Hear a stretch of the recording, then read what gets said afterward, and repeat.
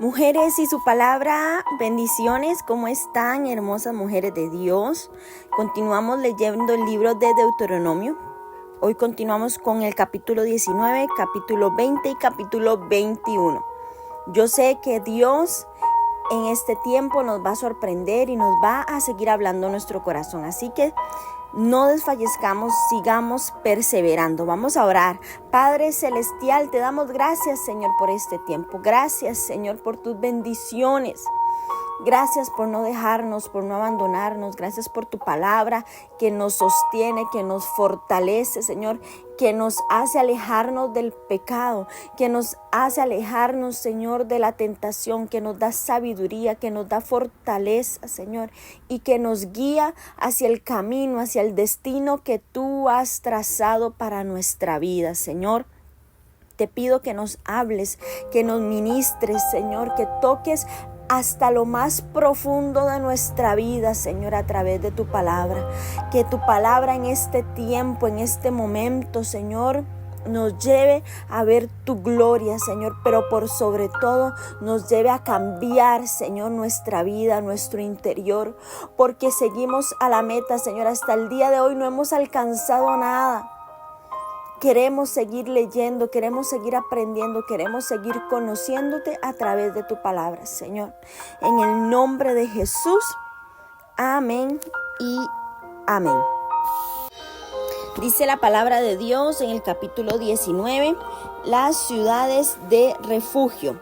Cuando Jehová tu Dios destruya las naciones cuya tierra Jehová tu Dios te da a ti, y tú las heredes y habites en sus ciudades y en sus casas, te apartarás 3 ciudades en medio de la tierra que Jehová tu Dios te da para que la poseas. Arreglarás los caminos y dividirás en 3 partes la tierra que Jehová tu Dios te dará en heredad, y será para que todo homicida huya. Y en este caso el homicida que huirá allí y vivirá.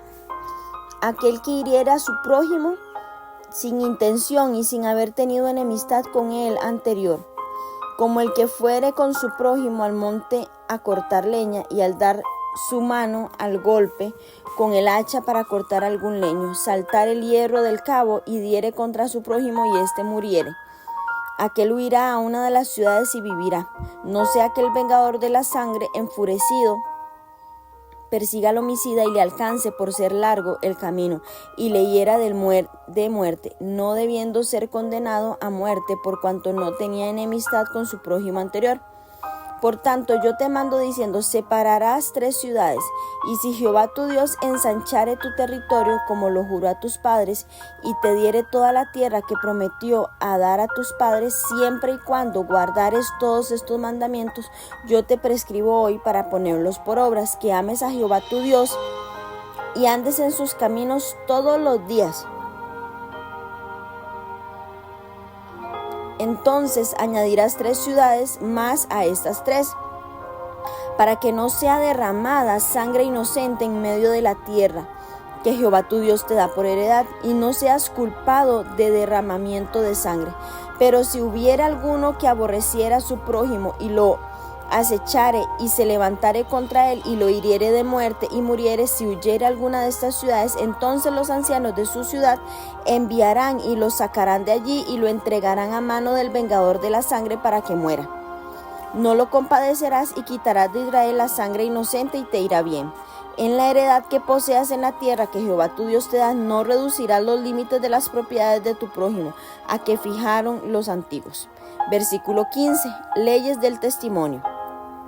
No se tomará en cuenta a un solo testigo contra ninguno, en cualquier delito ni en cualquier pecado, en relación con cualquiera ofensa cometida.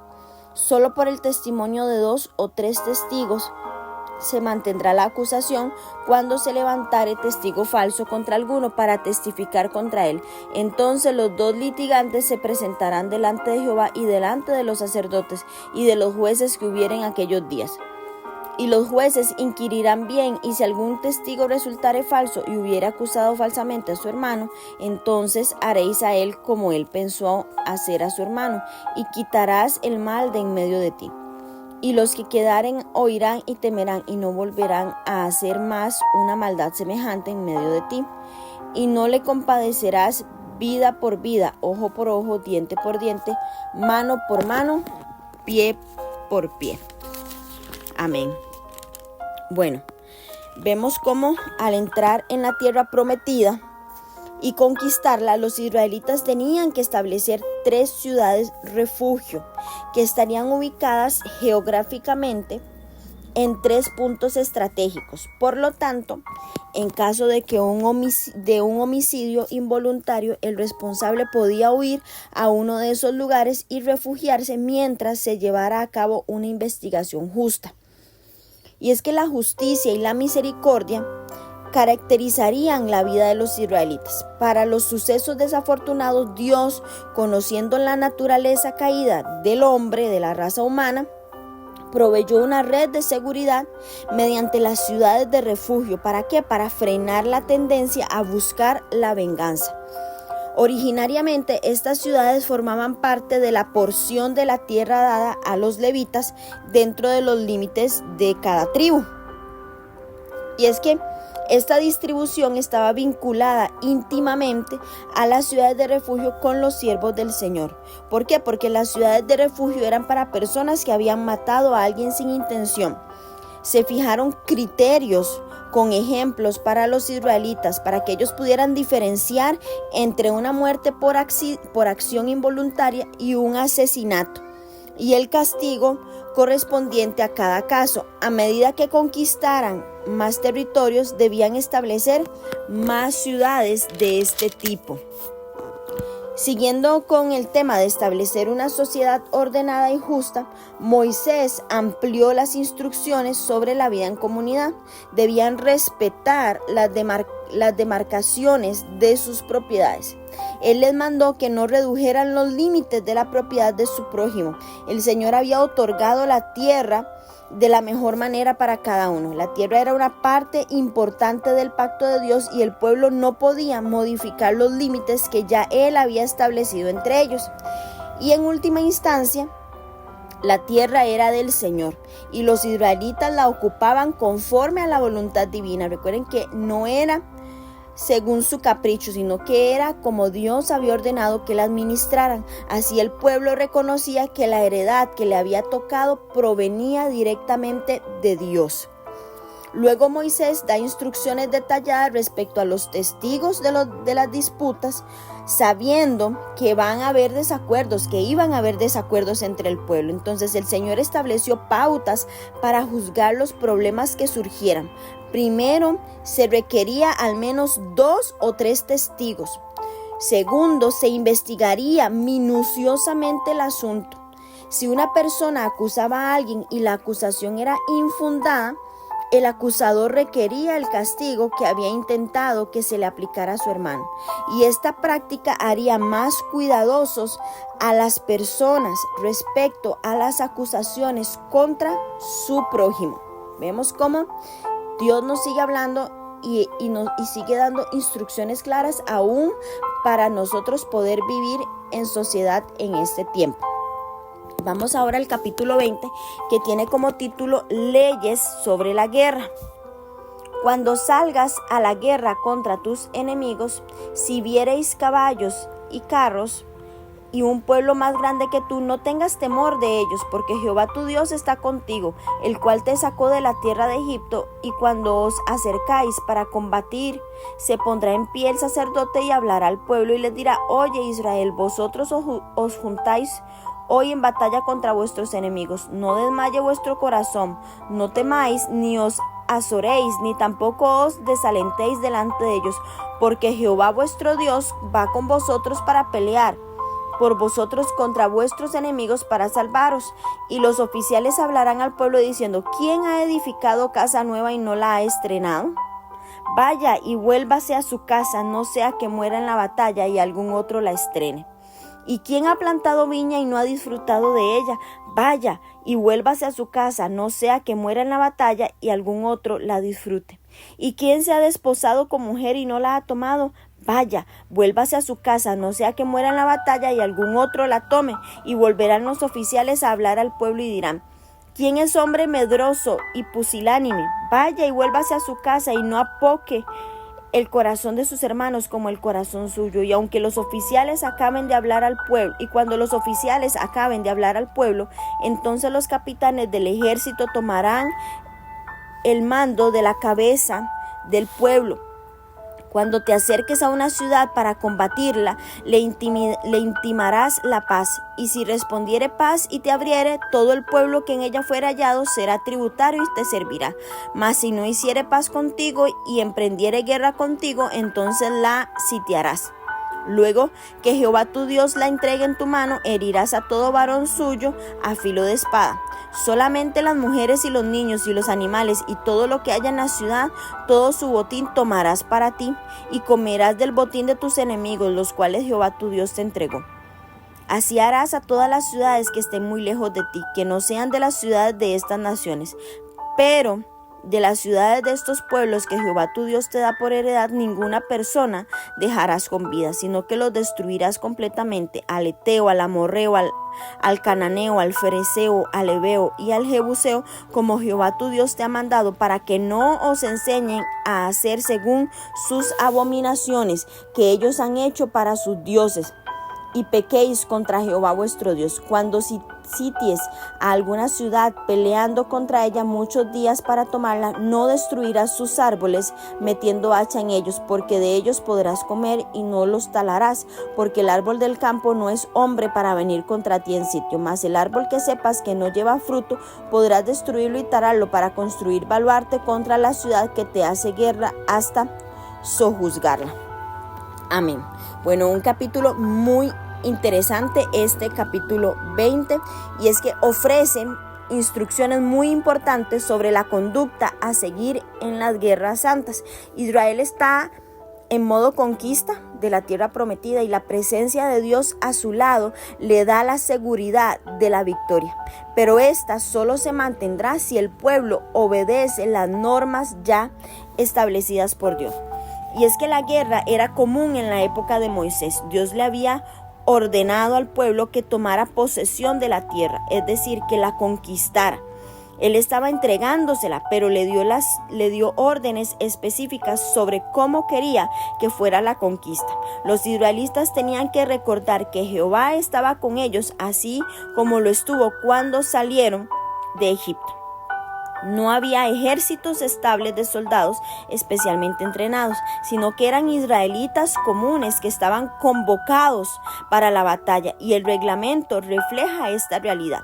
Vemos cómo los israelitas recibieron instrucciones específicas para la batalla cuando el pueblo se acercaba a una ciudad, y el procedimiento dependía de que fuera una de las que el Señor le había dado como heredad o no. Si estaba muy lejos, debía primero intimar al pueblo. Tenía primero que hablar con el pueblo. Tenía que intimar la paz. Si éste aceptaba la oferta, perfecto. Ellos no podían atacar esa ciudad en particular, pero sus habitantes servirían a los israelitas como tributarios. Sin embargo, si la ciudad declaraba la guerra a los israelitas, estos debían sitiarla, matar a todo varón y quedarse con lo demás, incluso las mujeres y niños. Ese iba a ser su botín. Vemos cómo en el versículo a partir del 17 entra en escena el principio de Jerem, que en hebreo quiere decir prohibición, que es la regla que exigía la muerte a manos del pueblo de los enemigos del Señor, y la instrucción de todas sus posesiones o su apropiación para Dios y su obra. A los ojos del Señor, estos pueblos paganos no tenían el derecho a la tierra, porque Él ya la había prometido a Abraham y a sus descendientes.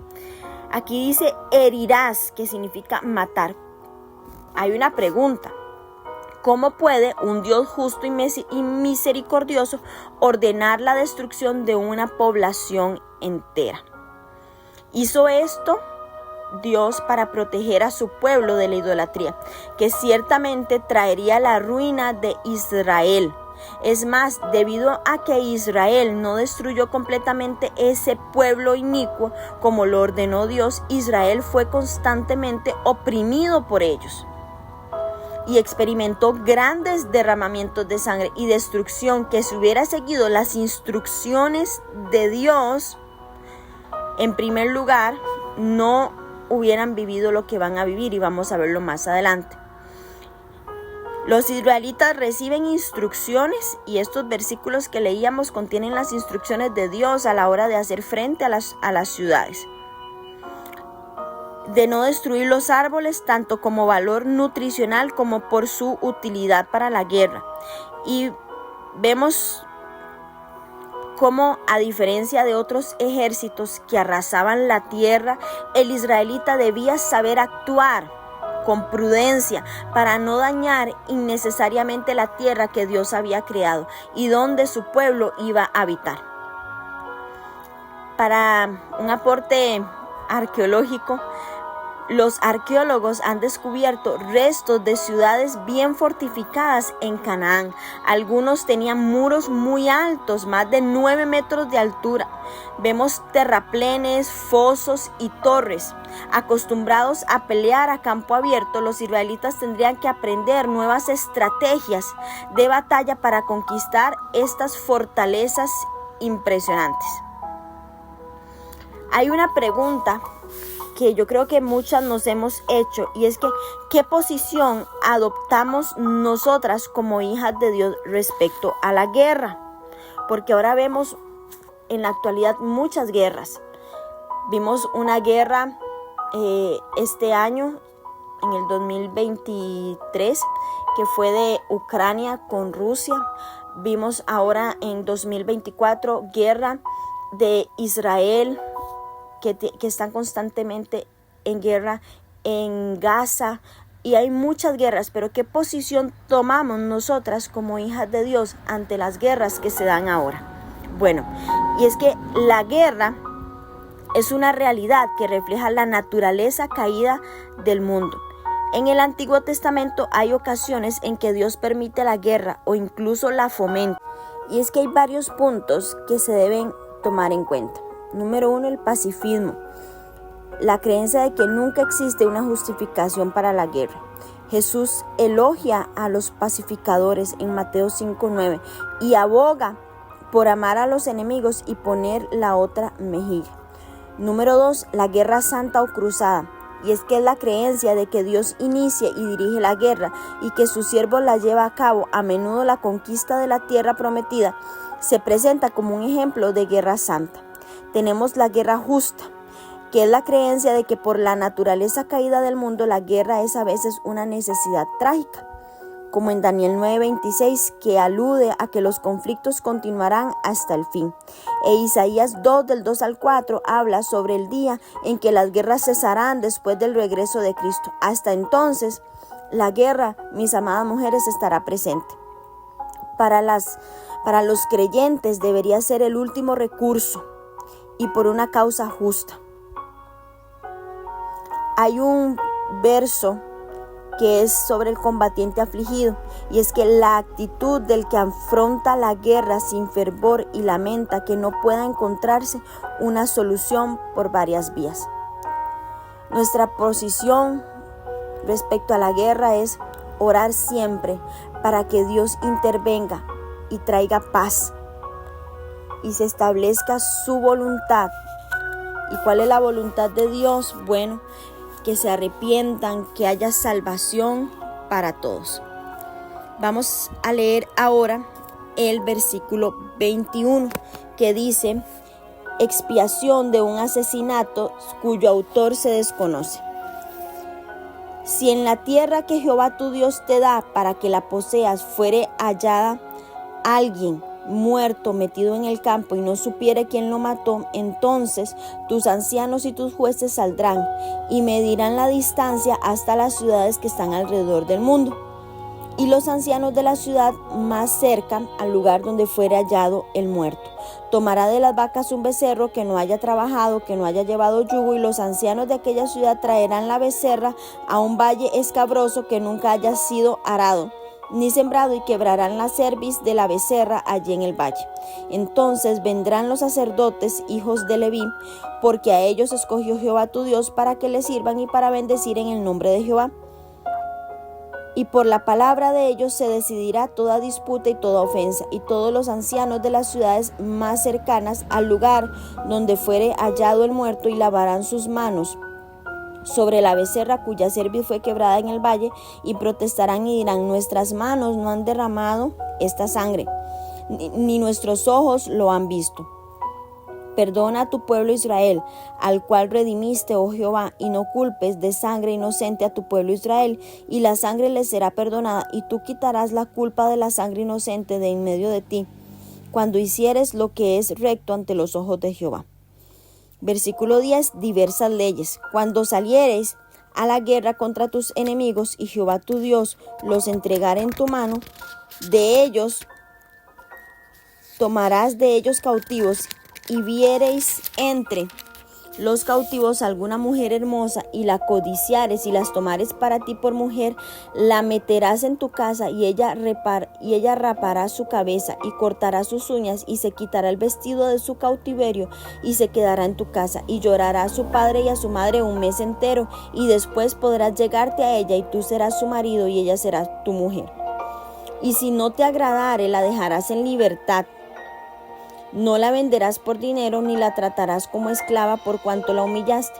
Si un hombre tuviere dos mujeres, la una amada y la otra aborrecida, y la amada y la aborrecida le hubieren dado hijos, y el hijo primogénito fuere de la aborrecida, en el día que hiciere heredar a sus hijos lo que tuviere, no podrá dar el derecho de primogenitura al hijo de la amada, con preferencia al hijo de la aborrecida, que es el primogénito.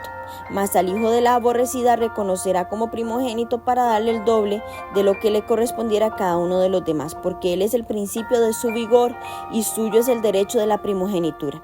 Si alguno tuviera un hijo contumaz y rebelde, que no obedeciere a la voz de su padre ni a la voz de su madre, habiéndole castigado no les obedeciere, entonces lo tomarán su padre y su madre, y lo sacarán ante los ancianos de su ciudad y a la puerta del lugar donde viva, y le dirán a los ancianos de la ciudad: nuestro hijo es contumaz y rebelde, no obedece a nuestra voz, es glotón y borracho. Entonces todos los hombres de su ciudad lo apedrearán y morirá, y así quitarás el mal de en medio de ti, y todo Israel oirá y temerá. Si alguno hubiere cometido algún crimen digno de muerte, y lo hicieres morir y lo colgaréis en un madero, no dejaréis que su cuerpo pase la noche sobre el madero. Sin falta lo enterrarás el mismo día, porque maldito por Dios es el colgado, y no contaminarás tu tierra que Jehová tu Dios te da por heredad. Esta cláusula del capítulo 21 del 1 al 9 sobre un asesinato sin establecer no se repite en ninguna otra parte de la Biblia. Ya no encontramos más sobre esta instrucción en todo lo que resta de la Biblia. Y es que las instrucciones a partir del versículo 10 son instrucciones sobre la conducta con mujeres cautivas. Si una mujer hermosa de los prisioneros se tomaba por esposa, el Señor le ordenaba que no la vendieran como esclava, aunque los prisioneros de guerra eran esclavos de facto. La mujer tomada por esposa pasaba a ser una excepción. Salía de la categoría de esclava y estaba protegida de volver a hacerlo. Estas normas se dan para proteger a las mujeres. Si un israelita quería casarse con ella, podía hacerlo. Recuerden que estas mujeres no eran de los pueblos que el Señor ya les había dicho que tenían que matar todo y que no podían tomar botín, que eran el cananeo, el fereceo, el eteo, el amorreo, el jebuseo. Todos esos pueblos ellos debían exterminarlos, no podían tomar nada. Mujeres, niños, hombres, animales, todo debían exterminarlo. Se le permitía con los pueblos que eran lejanos a ellos. De ahí sí podían tomar las mujeres, pero debían de tener y de seguir estas reglas. porque a primera vista estas instrucciones parecen contradecir las advertencias de no casarse con las mujeres de otras naciones que leíamos en el capítulo 7. Sin embargo, se requería que un prisionero de guerra adoptara la cultura y la religión de los conquistadores. En este caso, ella se convertiría en israelita y en consecuencia se apartaría de la idolatría. Este principio tal vez se refería a las mujeres que deseaban creer en el Dios de Israel. Recordemos el ejemplo más adelante que vamos a leer también de Rahab, la prostituta, que podría ser un ejemplo apropiado de una mujer que hizo justamente eso. A partir del versículo 15 vemos cómo estos pasajes no hacen necesariamente referencia a la poligamia, ya que dos mujeres podrían haber sido sucesivas y no simultáneas. De todos modos, si aludiera a la poligamia, tal práctica no se fomenta ni se exige.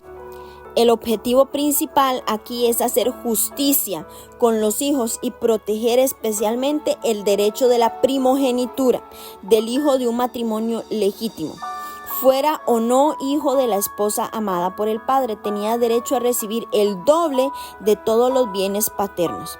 Y es que la necesidad de establecer esta ley respecto a la herencia de la tierra, o se veían tentados a hacerlo, aunque la poligamia acarreara diversas consecuencias, Dios exigía que el primogénito en la nación de Israel fuera bendecido porque no era culpable de las decisiones de los padres. El Señor recompensa al pueblo según su obediencia. Tal como prometió desde el principio, la rebeldía fue un asunto serio para Dios. Desde la infancia debían de enseñarse y practicarse los valores de la obediencia y la atención. Sin duda, el acto básico de escuchar y obedecer a los padres terrenales reflejaba la relación de cada israelita con el Padre Celestial. Por lo tanto, por eso vemos las instrucciones estrictas respecto al hijo que eligiera ser absolutamente rebelde en la corrección. Un hijo así no tenía excusas. Sus padres han cumplido con su tarea, pero él elige permanentemente una vida de excesos y permisividad, haciendo su voluntad por la fuerza en contra de lo que le enseñaron sus progenitores. Y aunque apedrear a un hijo así pueda parecer demasiado cruel, este tipo de leyes, la intención era prevenir la influencia de esta impiedad en toda la nación.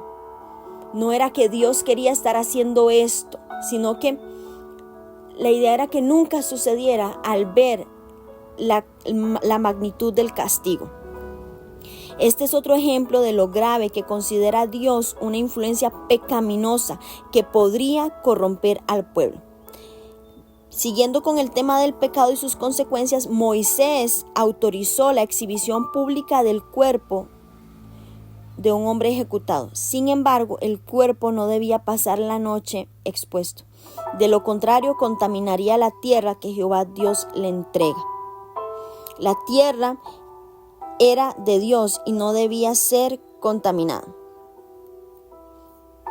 Vemos cómo aquí se menciona lo de maldito por Dios el que es colgado en un madero, que lo vamos a ver cómo se cumple también en la vida de Jesús y cómo Él se hace maldición por traer perdón a nuestra vida.